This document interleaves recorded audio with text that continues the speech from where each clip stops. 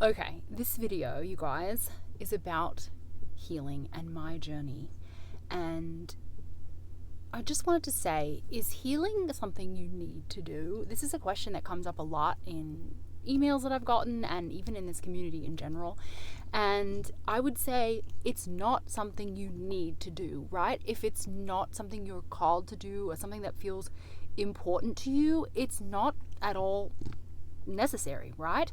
And so I don't want to put limiting beliefs on you like that, but I just want to say that for my journey, it was essential for me in the way that I went about it, right? So, and I did receive 2 emails recently about how these are 2 specific people that are subscribers that have watched basically all my videos. And a lot of my videos from maybe 2 to 3 months ago were about more healing stuff and, just basically being okay in life, right? And for me, these were the most important things that I believe led me to Neville, right? I mean, if I hadn't found meditation and done, self-help type stuff and all of these types of, books that are considered self-help, if I hadn't read these things and gotten to a place that I was almost like ready for Neville, right? I don't believe that I would have been able to absorb it or put it into practice, Neville's teachings, right? So the way that I'm able to do it so well and to understand Neville so well and to practice Neville and to embrace it and really know it like the back of my hand is because I did a healing journey first, right? I was on my healing journey from a very young age. I knew that I needed counseling, and thank goodness that we had it in our insurance. We did have good insurance, and I was able to go to counseling from a really young age and be very self-aware from a young age, because I knew that my friends at that time would never understand what I had been through or what kind of thoughts I was having or any kind of my experiences that I was dealing with, because I was extremely sensitive and I took in a lot of my surroundings. I grew up in a volatile household, like I've mentioned before, and it was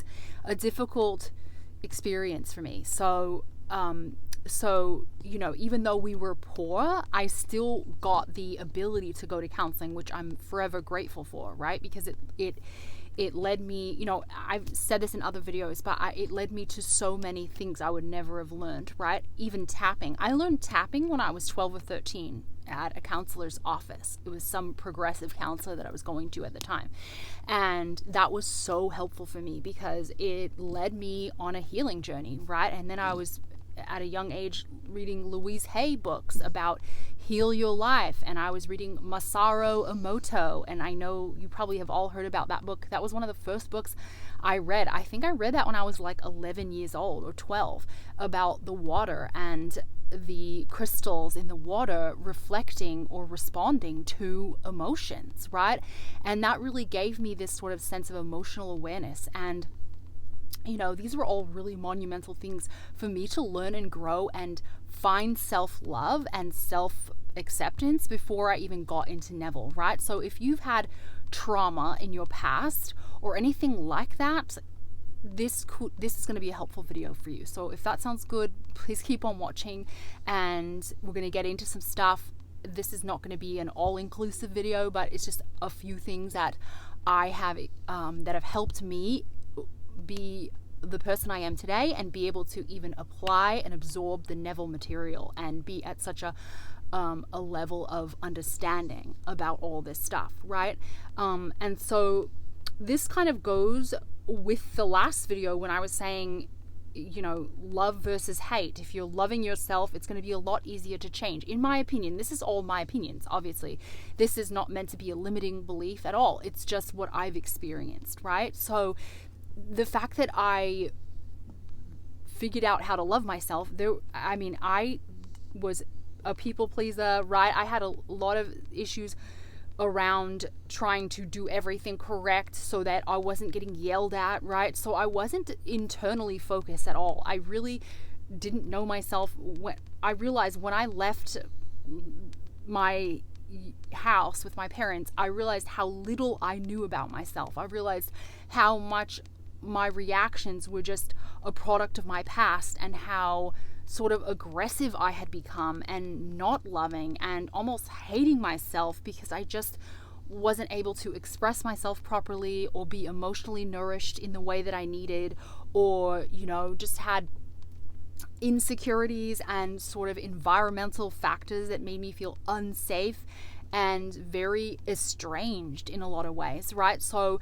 I had a whole journey before I even found law of assumption, law of attraction. I did find law of attraction first, right? And I've said this before, and that was, you know, basically like 15 or so years ago. And then I got into Neville, right, which was about 10 years ago.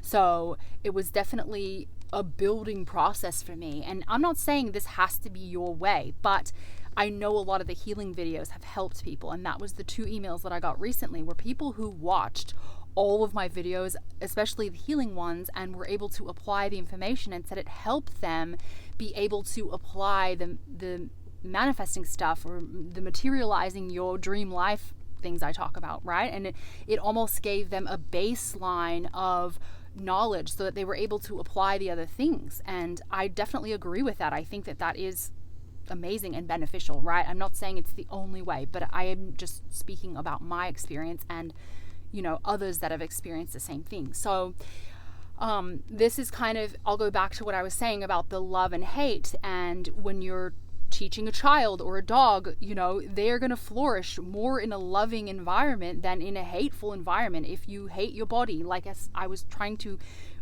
kind of give you examples in the last video, and if you haven't watched that, please watch it. But if you hate your body, it's going to be a lot. And I've experienced this, right? When I hated myself, I could make almost no changes in my environment or my body. When I hated my body, and I always told it nasty, negative things like, you're so fat, oh, I hate your cellulite. I mean, these are the things I used to say to myself all the time, right? And this is important to note. You know, I didn't just grow up loving myself or loving my body or anything. So the changes were very hard for me when I wasn't in a loving place, right? So I had to build from the ground up. I needed to build a baseline of love and, you know, appreciation for myself, and a stability within myself, right?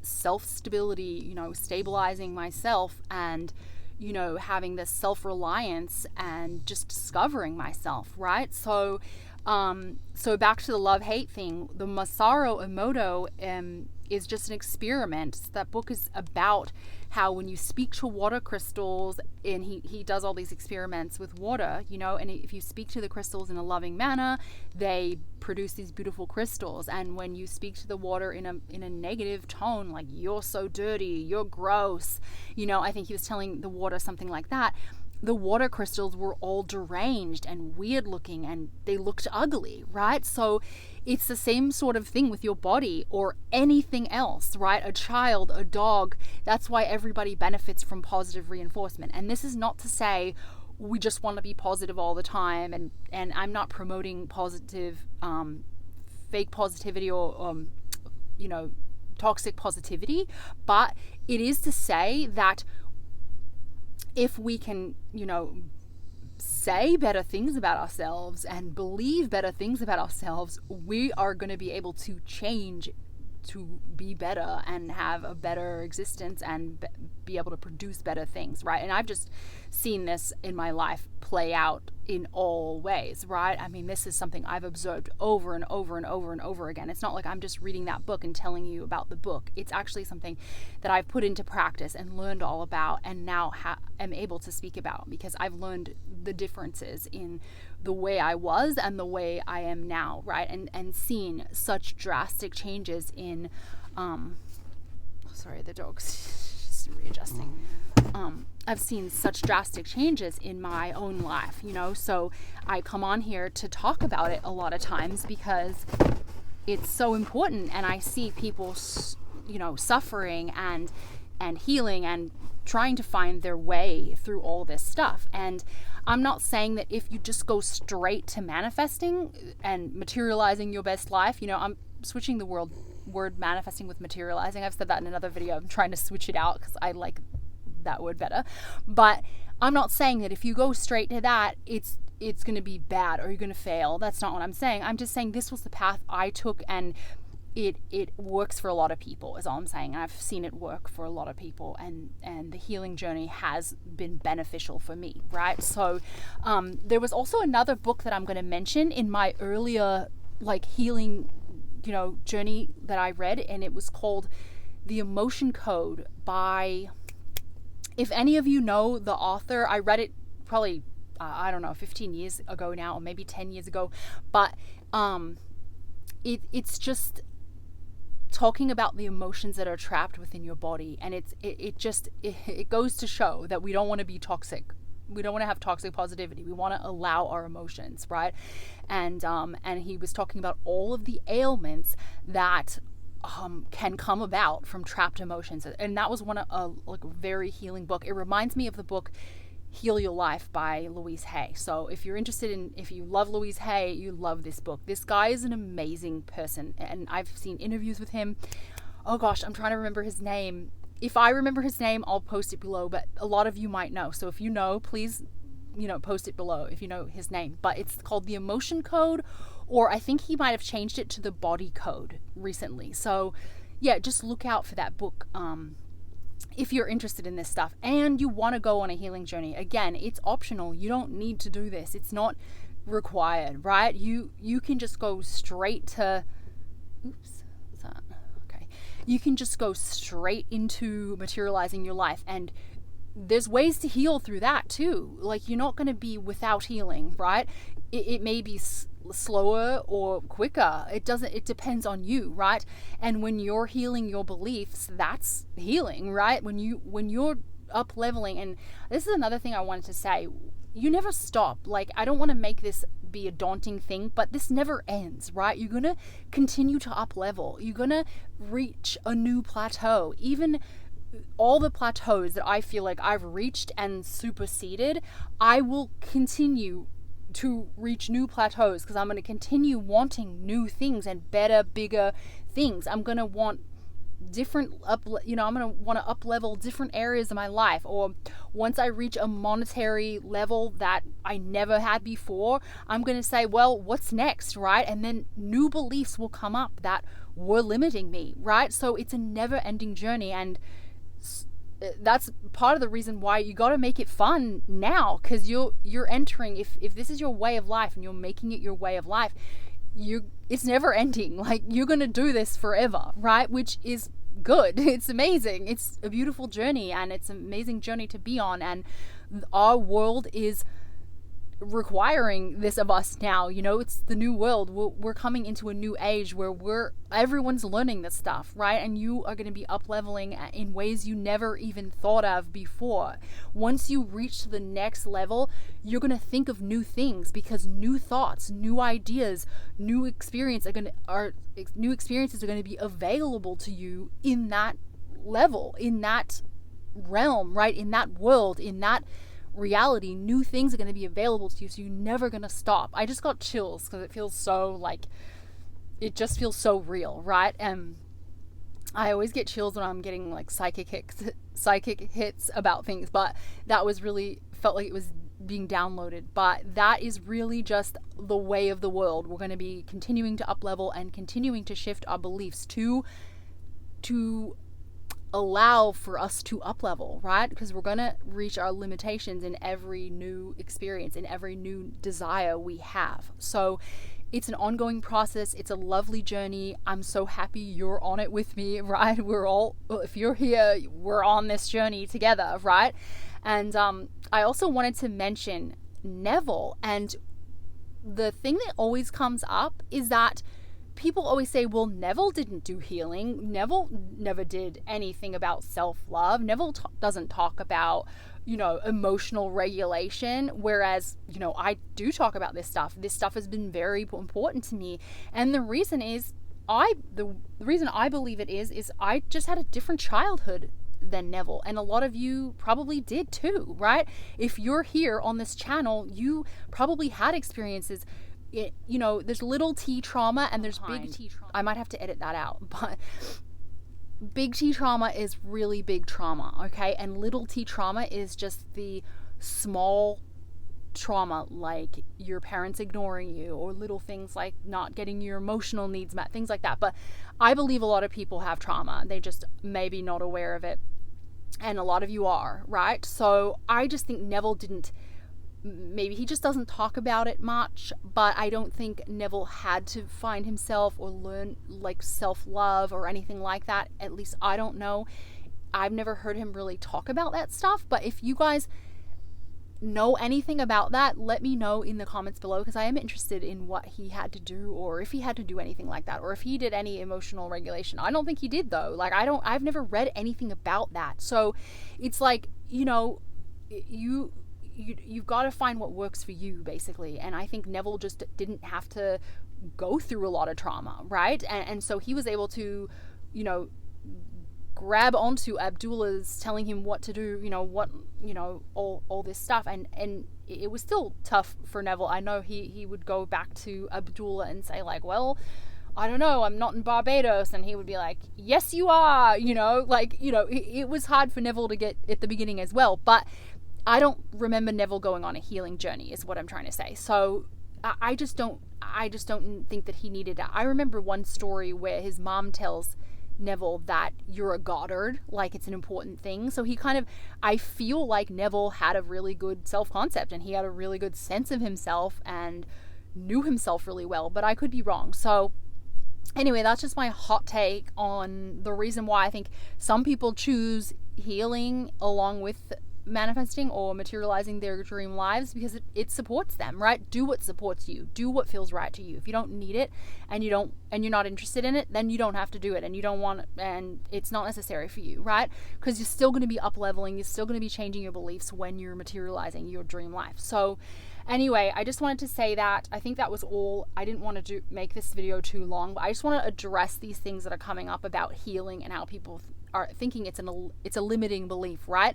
But if you feel value in it, then it's not limiting at all. It's really helpful, and it's really one of the main keys, or basically the reason why I was able to absorb Neville so well, right? I don't think that I would be in the place that I am now if I hadn't started with the healing, or going to counseling, or doing tapping, or learning the emotional code, and learning how emotions get trapped in your body, or doing any of the healing work that I did, for years before I even found Neville. So anyway, I just want to look and see if I have anything else that I might want to tell you about this. I guess I wanted to say it's important for me to be a voice for people who have trauma or addictions or ADD. Not that I'm a counselor. I mean, that's something I'm not qualified to give any counseling advice, but it's just that I've got diagnosed with a lot of things like depression, ADD, obsessive compulsive disorder, and all of those things were literally all based in trauma. Once I healed my trauma, I was free from all of those things. I just got chills again, because it made my life, it changed my life. It was a major shift for me, and I wouldn't probably have even found Neville, right, if I hadn't done that first. So all of this stuff was really important to me. All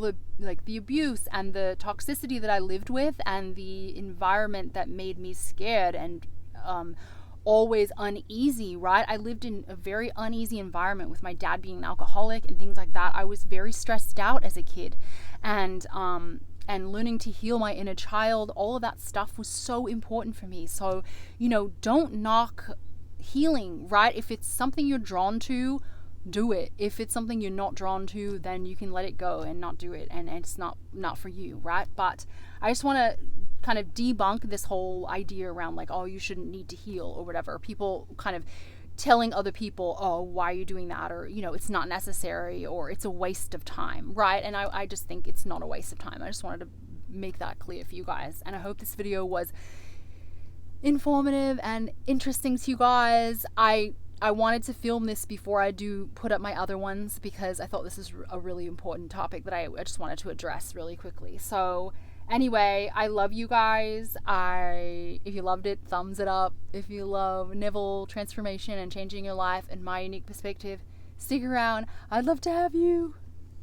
She's trying to get comfortable. All right, bye guys.